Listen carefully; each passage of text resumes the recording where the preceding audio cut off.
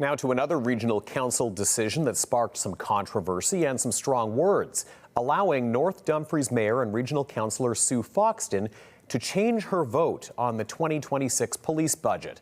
A lawyer who was asked to review what happened now says proper procedure was not followed. CTV's Krista Simpson is here now to explain. Krista, the findings of that review were presented to council last night. Tony, they were. And while the lawyer says it should have been handled differently, ultimately the approval of the police capital budget stands. The multi-million-dollar police capital budget, already a contentious item, became even more mired in controversy when the bylaw to confirm it at first did not pass in a vote back in December, but then a request. I'd like to reconsider my vote and move it back to what I voted before, which is the positive for the police. Councillor Sue Foxton asked to change her vote, something the regional clerk allowed her to do, saying, well, there's no procedural bylaw on how to handle this scenario. Another councillor's vote was changed earlier that day after he said he'd made a mistake.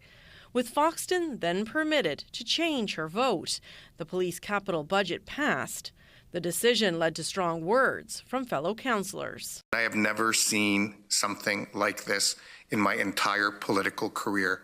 It's making a mockery of democracy. It looks like there was a maneuvering of votes in order to get what people wanted. Lawyer John Mascarin was asked to review the circumstances of the vote and provide a legal opinion on whether it was handled according to procedure. Our view is that that was inappropriate. It was not correct. Mascarin says procedure dictates that one person cannot unilaterally make a decision about changing a vote.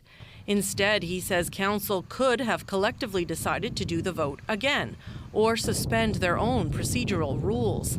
But Mascarin also says any challenge of the decision should have happened at the meeting. In this case, there was no formal challenge to what had happened. Yes, there were questions asked and there was some disagreement with what had happened, but the matter proceeded and the vote was 8-7. Therefore, the outcome stands. But Kitchener Mayor Barry Verbanovich wondered what if it's not over, especially given the police capital budget includes funding for a new state-of-the-art communications centre that some are questioning.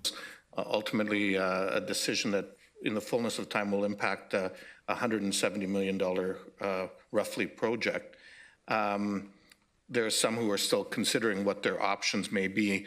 Mascarin says a legal challenge of the situation could lead to a do-over. My view would be likely perhaps striking down the actual decision and asking council to reconsider it.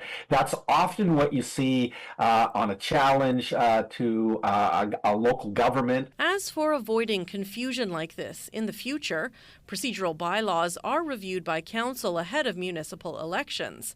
And with one coming this fall, the region of Waterloo says in a statement, staff intend to present a report in the coming months that will provide council with options for potential amendments to address a similar situation should it occur in the future. Any changes to the procedure are at the discretion of council. In the meantime, the lawyer's report says that councillors should be extra vigilant when casting votes to ensure they are voting as they intend to. Tony. Krista, thank you. CTV's Krista Simpson reporting.